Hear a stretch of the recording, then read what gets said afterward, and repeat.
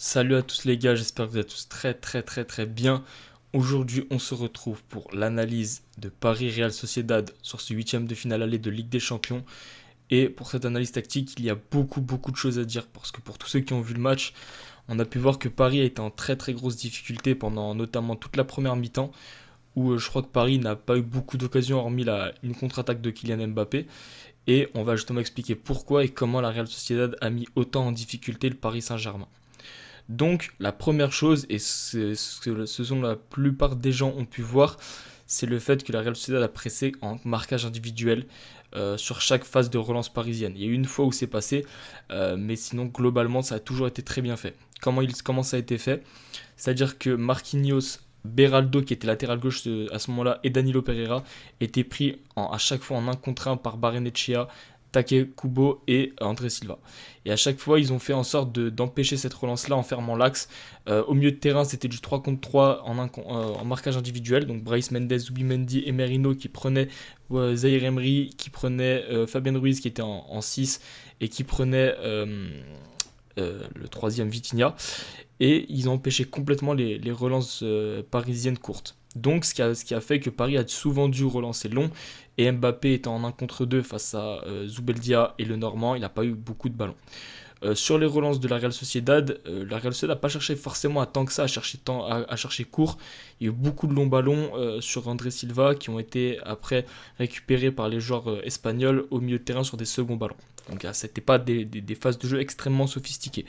Sur ce qui est, on va dire, de plus individuel, on a pu voir que Kubo a mangé Beraldo en un contre un tout le match. Puis d'ailleurs, quand Lucas Hernandez est rentré en seconde mi-temps, ça a été beaucoup plus difficile pour le japonais.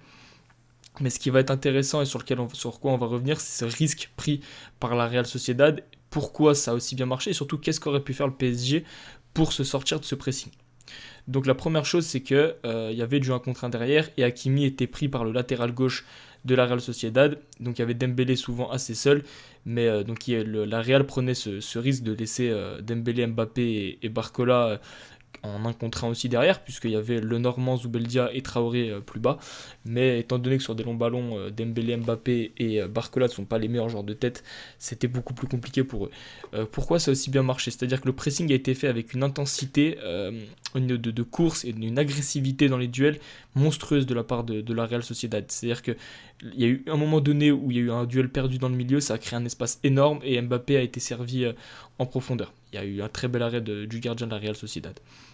Donc la première chose, c'est qu'il y avait un énorme risque pris par Alguacil de justement jouer ses 1 contre 1 sur le pressing, mais ça a aussi permis du coup de gêner Paris. Je pense qu'il ne s'attendait pas à avoir un pressing individuel, un marquage individuel, ce qui est aujourd'hui très rare.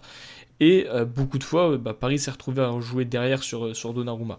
Maintenant, il y a eu pas mal de fois où, alors après, faut pas fracasser Beraldo qui n'était pas à son poste, mais il y a eu beaucoup de fois où Beraldo s'est retrouvé sur des phases où il y avait un déséquilibre créé à la relance. Il aurait pu, sur sa prise de balle, avancer.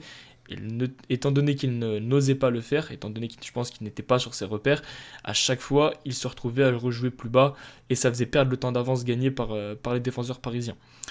D'autre part, qu'est-ce qu'auraient pu faire les milieux de terrain parisiens en première mi-temps pour arriver à trouver des espaces? Là, ce qui s'est passé, c'est que souvent Fabien Ruiz, Vitinha et Zaire Emery restaient vraiment dans l'axe et ils facilitaient le pressing, que ce soit de Bryce Mendes, de Merino et de Zubimendi, parce qu'ils restaient dans la densité. Et au niveau du pressing des Espagnols, forcément, quand tu restes dans la densité, tu fermes les lignes de passe beaucoup plus facilement, parce que les distances entre les joueurs sont beaucoup plus courtes, et il n'y a pas de course de 20-30 mètres à faire, c'est surtout des courses d'une dizaine de mètres. Forcément, les espaces étaient très fermés. Qu'auraient pu faire les Parisiens? Par exemple, ce qui aurait pu être fait, Fabien Ruiz qui jouait très bas, il aurait pu lui se projeter plus haut, libérer un espace plus bas pour Vitinha ou pour Zaire Emery. D'autre part, ce qu'ils auraient pu faire, c'est que par exemple, un des trois milieux de terrain parisiens, il cherchait vraiment quasiment côté pour créer un espace dans l'axe et qu'il y a un décrochage d'un des trois attaquants parisiens, notamment Mbappé. Et d'ailleurs, c'est ce qui a été fait en deuxième mi-temps. En deuxième mi-temps, comment Paris a réussi à se défaire de ce pressing de la Real Sociedad. Alors déjà, les 10 premières minutes, ça a quand même été encore compliqué pour la Real, pour le PSG. Euh, puisque effectivement, de début de deuxième mi-temps, la Real continue à jouer très haut, et c'était ce premier but parisien sur corner avec un oubli de marquage sur Mbappé au second poteau qui a qui a changé totalement la phase du match. Et vu les efforts fournis par les joueurs espagnols, forcément c'était très compliqué derrière quand on se prend un but de fournir encore ces efforts-là, notamment au bout d'une heure de jeu. Donc en première mi-temps, pour y revenir dessus, au niveau des occasions, donc il n'y a eu que Mbappé pour Paris sur une contre-attaque. Au niveau des joueurs basques, il y a eu une occasion énorme pour André Silva au début de match sur une frappe de loin, une autre de la tête où Donnarumma était battu. Et il y en a eu une troisième, notamment sur des centres de Kubo, et surtout la barre transversale de Mikel Merino juste avant la mi-temps sur une frappe extraordinaire qui, franchement, si elle rentrait, c'était un but extraordinaire. En deuxième mi-temps, et surtout maintenant on va se pencher du côté de la Real Sociedad. Qu'est-ce qui a manqué à la Real Sociedad pour gagner ce match, étant donné qu'en première mi-temps ils avaient dominé le PSG, en deuxième ils avaient très bien commencé. Qu'est-ce qui leur a manqué? Ça a été surtout les dernières passes. Souvent ils se retrouvaient dans le camp parisien. Je tiens à noter le match catastrophique de André Silva, et c'est là où un joueur comme Oyarzabal aurait fait beaucoup beaucoup de bien à la Real Sociedad, puisque André Silva souvent était trouvé. Il y a eu des fois des espaces sur de la transition de pressing de la Real Sociedad. Il y avait des fois des phases où Barrenetxea venait seul, Hakimi l'avait complètement oublié. Barrenetxea pouvait partir seul au but, et André Silva revenait côté droit, côté fermé, alors que le ballon venait du côté droit, ce qui est une erreur énorme quand on est joueur de haut niveau. Les espaces n'étaient pas utilisés au mieux. Même en deuxième mi-temps, il y a une phase de pressing, André Silva doit frapper, il rate son contrôle, il fait main, il casse l'action. Donc ça a été un match catastrophique de sa part, et il a annihilé beaucoup d'occasions de son équipe sur des pressings hauts justement. Ensuite, Kubo, il a fait beaucoup beaucoup de mal à Beraldo, notamment en première mi-temps. À chaque fois, il l'élimine en un contre un, mais il y a eu notamment une frappe où il frappe tout doucement, et elle est absolument pas dangereuse, elle est largement à côté, alors qu'il est dans une zone où il doit faire beaucoup plus mal que ça, il doit être beaucoup plus tueur dans ses dernières passes, dans ses frappes. C'est ce qu'il a manqué. Barrenetxea était un peu remuant, mais il a pas réussi à trouver des dernières passes, alors qu'il y avait quelque chose à faire. On a senti que la Real Sociedad un peu timoré dans le dernier geste, ils se sont pas complètement lâchés parce qu'il y avait des fois des espaces énormes, des phases de 1 contre 1. Donc des qualités numériques en 3 contre 3 qui auraient pu être bien bien bien mieux exploitées. Amari Traoré n'est pas monté tant que ça, non plus à porter le surnombre. Javi Galan non plus. Donc ça pouvait venir des milieux de terrain. Brais Mendes, Merino avaient la capacité à le faire, mais malheureusement ils ne sont pas projetés autant qu'ils auraient voulu.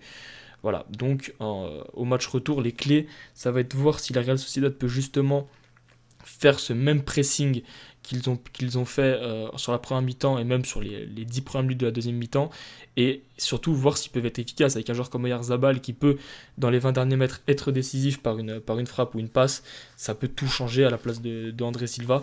À voir aussi les espaces qui vont être laissés dans le dos de la Real Sociedad sur ce match retour, parce que forcément le pressing en marquage individuel va libérer des espaces dans la profondeur, et pourquoi pas même entre les lignes pour un joueur comme Zaïre Emery ou Vitinha, en prenant la profondeur pour Barcola, Mbappé et Dembélé.